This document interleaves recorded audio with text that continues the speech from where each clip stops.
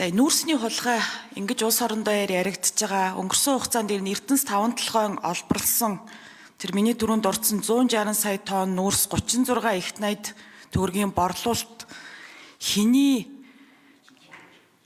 шийдвэрээр яаж одоо зарцуулагдсан бүх зүйл ингээд маш ойлгомжгүй нууцлаг байгаа энэ цаг үед дахиж Эрдэнэс 5-7 эзэмшлийн одоо энэ орд газрууд дээр засгийн газарт ямарваа нэгэн эрхийг улсын хурлаас өгөх нь зохимжгүй маа гэсэн юм байр суурьтай байгаа.